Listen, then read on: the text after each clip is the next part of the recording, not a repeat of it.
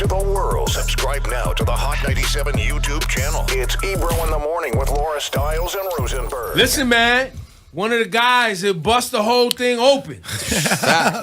Hey, yo, that sounded crazy. Sounds nuts, but I know what you mean. Yeah. You're talking about Afro. Davido is on Ebro in the Morning with Laura Stiles and Rosenberg. He's back outside, man. We're glad what's to have up? you back, brother. Thank you, Listen, man. The new project, Timeless. Amazing project, a lot of different sounds. Now, I noticed on the project, there's some I'm a Piano, which you've been... Yeah. Which is South African. Yeah, that's like... There's some High Life, which is Ghanaian. Yeah, right? There's afrobeat. Talk to people about why it's important for all of this to be in one place on this album. You know what I'm saying? Funny enough, I call this album like the miracle album because like we didn't plan a lot of stuff. You know what I'm saying? I was just really recording. I recorded about 62 songs for this album, and in the beginning, I was really in like an amapiano space because that sound. I've always been messing with South Africans since the beginning before amapiano. Yeah. So that's why you hear like a lot of amapiano, and to me, like those lock drums, they wake you up. You know what I'm saying? Like, so that's why I did that. And then with the other records, everything was just natural. It wasn't like we sat down and was like, yo, we have to have full amapiano jams. We have to have everything. Just came natural. What was special, I feel, was the arrangement of the album. The sequence. The sequence and picking the songs. I feel like that's, that was the strong. You know what stood out to me? Look at the track list. We were just talking about how many American features you see these days on Afro. You did not do that at all. Yeah, and funny enough, it's reducing.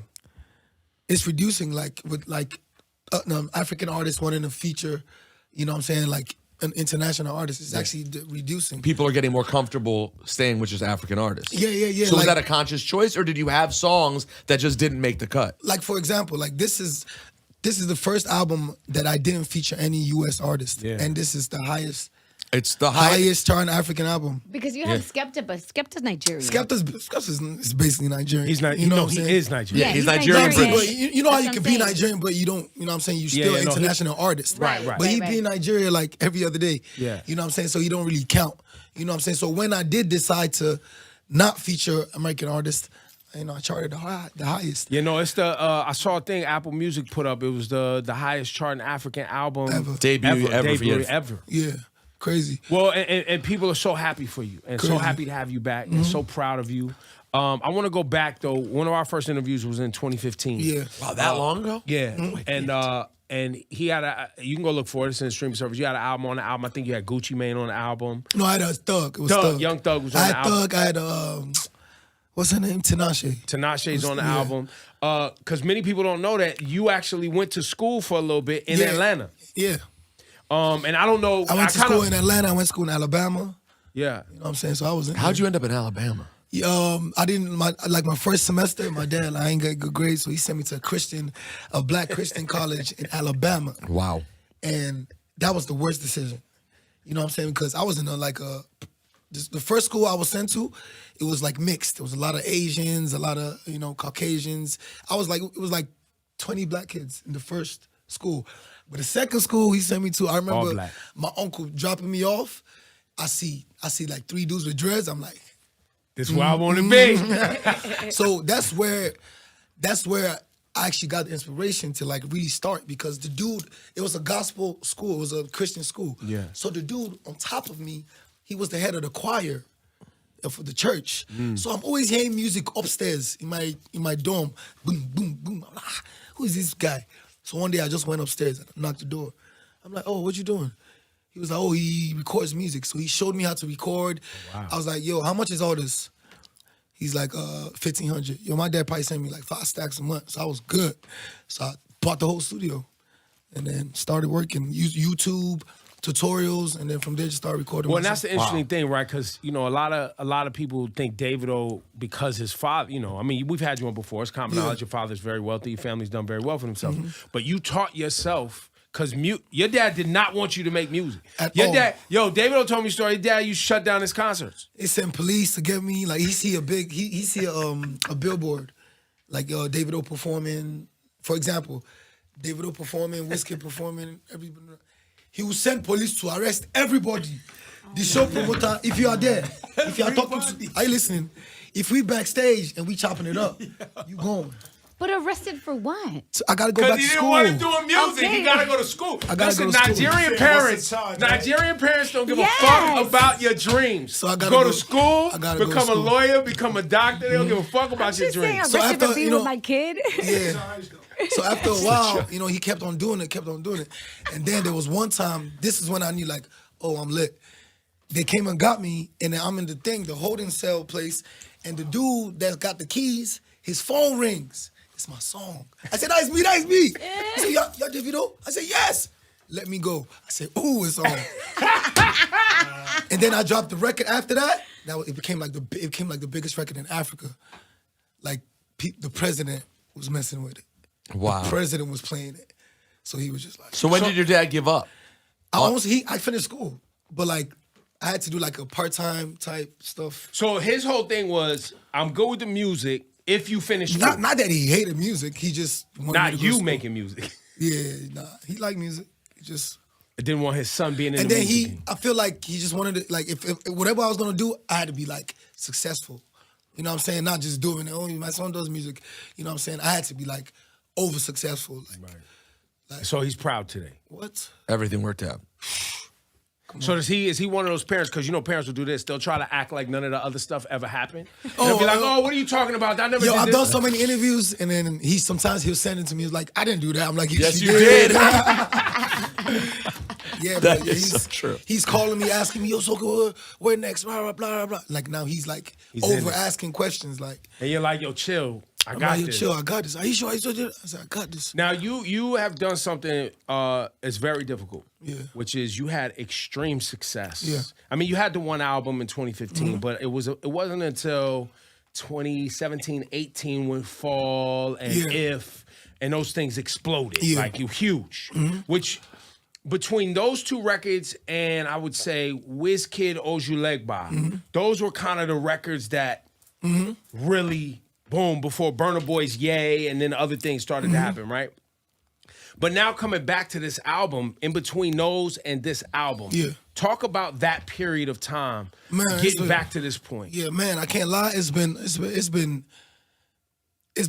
weird. It's been hard. It's been, it's been crazy. You know what I'm saying? Having those type of two big records and not understanding like how they blew up. You know what I'm saying? Especially for me, being the first. Anybody that's the first to do something always, you know what I'm saying? The person that comes after takes the lessons, the things Yeah. I didn't do. You know what I'm saying? And then, you know what I'm saying? And builds on And it. builds on that. You know what I'm saying? Look at Rema. You know what I'm saying? I remember when Rema used to come to the crib, just sitting in the living room, you know what I'm saying? And he got the biggest, song ever. You got Selena in Gomez history. on a You know what I'm saying? So like, and the next dude that's gonna come after him is gonna learn from him. Right. So you know what I'm saying? Being the first, one of the first to do things, makes it difficult. You know what I'm saying? And then after that, you know what I'm saying, a whole wave of African music came. And do you understand that? I feel like, you know what I'm saying, especially like with my management and my team, a lot was going on, you know what I'm saying? So it really took me stepping back and, you know what I'm saying, with this album, like with the last album, I spent so much on just nonsense. You know what I'm saying? With not only the features, just trying to shoot videos, trying to get something cleared. You know what I'm saying? Like my last album, I probably spent $2 million. That's what everything, just, you know what I'm saying? I even spent $300K on this album. Wow. And I made more already, you know what I'm saying, in 3 days. You know what I'm saying? So it just shows me the level of, where African music is going to. But I will tell you this, everything is changing. Things change. Even with what you guys do, everything, changes. Now we have, things like Twitch. Yeah. You know what I'm saying? So even with us in the music, industry, now it's like, we got to get this TikTok. We got, you know what I'm saying? We got to do these challenges. I'll say, So it's I'll say this changing. though. The thing that and we talk about this a lot with regard to the songs themselves, especially coming from artists out of Africa. The songs are about love songs. They're not really necessarily about bullshit. And those are the records that people are really wanting. Like. For an African artist to try to make a record that people are already getting from rappers and all that type of shit, it's like Exactly. we want something that we can't get. Exactly. We want a feeling that we can't get. We want a story and a perspective that we can't experience, and obviously through beautiful music. And I think that's kind of what you're experiencing right now with this album. Too. Crazy. Like we actually sat down. And another thing, I feel like with this African wave, I feel like, and I was telling Wiz the other day, you know what I'm saying? We gotta own it. You know what I'm saying? Like I feel like the Latinos, they own I don't know how to put it, but we gotta own it more. And which is like, you know what I'm saying? That's when unity comes in. Yeah. You know what I'm saying? Like, because it's always been a conversation, especially for us, you know, at the top of about who's doing better, blah blah blah blah blah. Always been with me, Wiz. It's a competition. Our fans, they crazy. You know what I'm saying? So that alone, I feel, is already a distraction. You know what I'm saying? You in the Latino, you have Ozuna, you got Bad Bunny, you have blah blah. They do a record together, 4 of them. You know what I'm saying? And that's what you mean by they own it. They lean into making sure that the world sees us as a unit, and we're moving together. Yes, you know what I'm saying? So, you know what I'm saying? Like, even with Wiz, like, over the years, like, 12 years we have a rift. 12 years. You know what I'm saying? Up until, you know what I'm saying, recently that, you know, we chopped it up and then, you know what I'm saying? So, and I've seen the positivity. I've seen, you know what I'm saying? I've seen the change in the industry a little bit because, you know, everybody's, you know, calming down. And, you know, especially with my situation, the tragic situation that happened to me, he damn near called me every week, you know, since it happened. So yeah, because, I mean, he got children too, so, you exactly. Listen. So it was just amazing to see. I feel like the next wave of, you know, this year, Afrobeats with Unity. So what about you and Burner ironing things out? I spoke to Burner. Okay. He called me as well, but we ain't even really spoken like that. He don't really be around, you know what I'm saying? Like, yeah, he's a little reclusive. He's hard to find sometimes, but I guess. yeah. But you do plan to make y'all do plan to make shit chill. I think definitely. Come on. He called me. I told you. He called me, Wiz called me. You know what I'm saying? And funny enough, me and Burner like used to be mad close. Like, you know that. Well, when I heard y'all was in the clubs and things got crazy, I was like, wait. Funny enough, it wasn't even us. It just be our people. Like, it don't be really. Isn't that always how it is? Like, literally in every situation, practically? It was crazy because it wasn't really nothing. You know what I'm saying? It's really our people. But, you know what I'm saying? I feel like we're going to chop it up soon. Do you feel a level of pride just generally? Like, you've been doing this so long, like being here 8 years ago.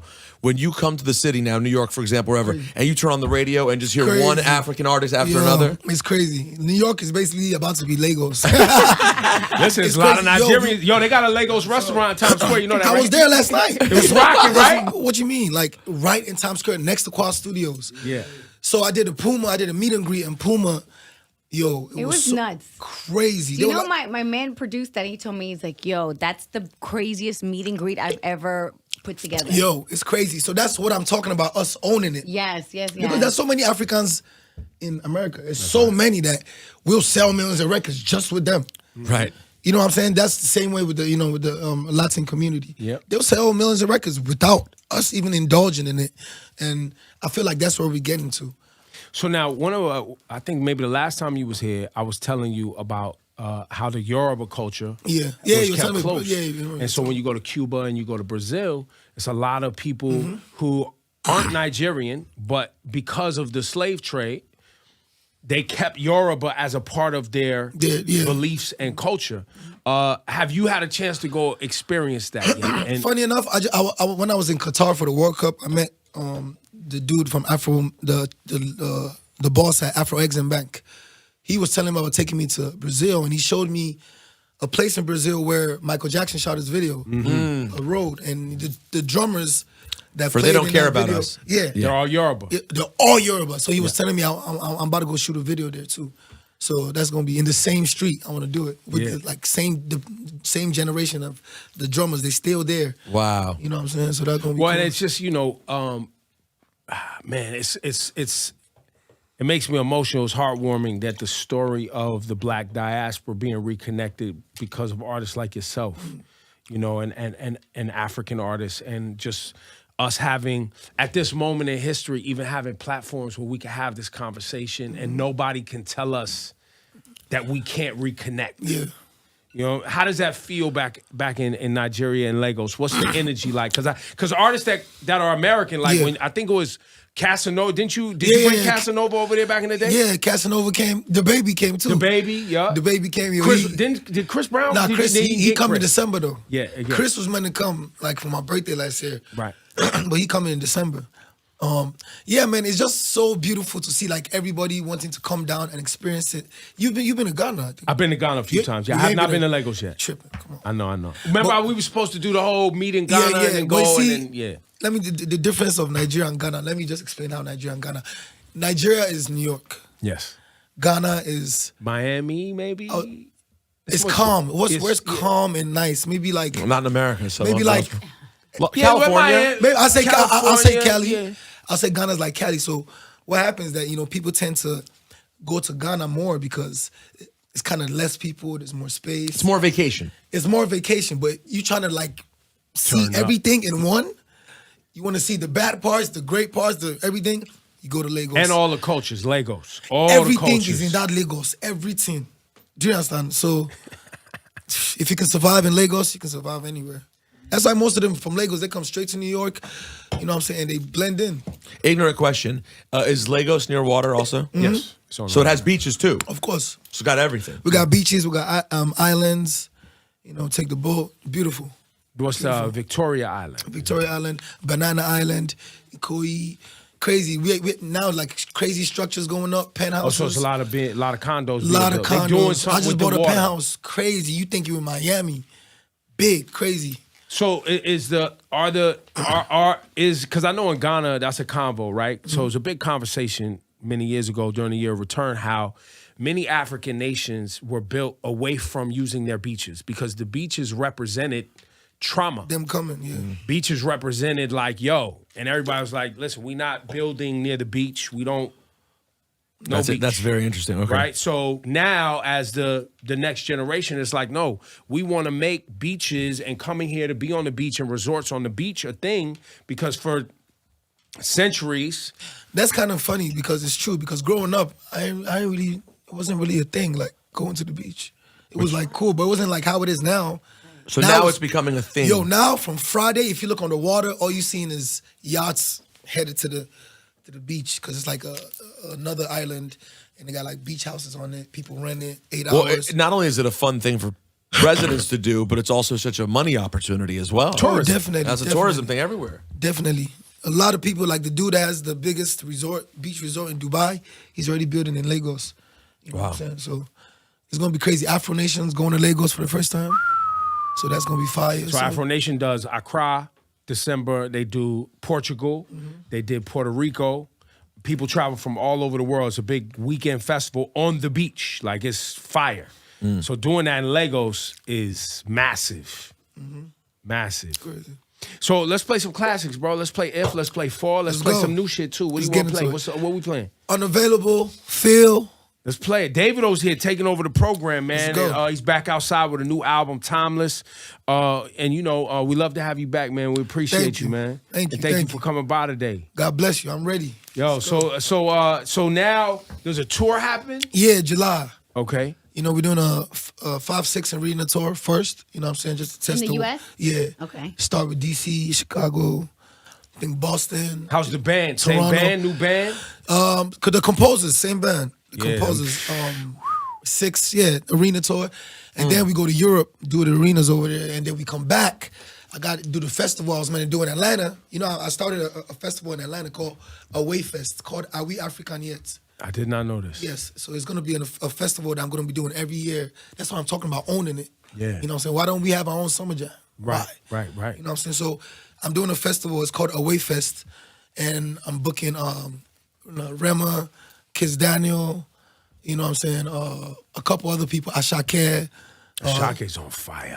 That organized. He came out of record. nowhere. Organized. That's why I be playing you. Organized. Fire. A couple other artists. So we're gonna be doing that every year. And my plan is to showcase the best talents every year. So it's gonna be like, yo, I gotta work so hard. I wanna go to Away Fest. That's the mindset. You know what I'm saying? So every year you come there, it's a whole new, set of people that are doing well, back home. And obviously I headline it. And then the first year is gonna be just me headline it. And then next year I'm trying to do like a headline. Listen, J. Cole got a festival, Drake got a festival, So mad people got a Tyler. festival. Yeah, and then they did Chance and Vince, they did this Vic in did Ghana. the Black Star Festival in with Ghana. Erykah Badu, Usher. Yeah. It was lit. So we getting there, man. I'm Davido happy. back. There he is. Give it up one time, Davido. Davido back outside. New album, Timeless. Go get it. Let's go.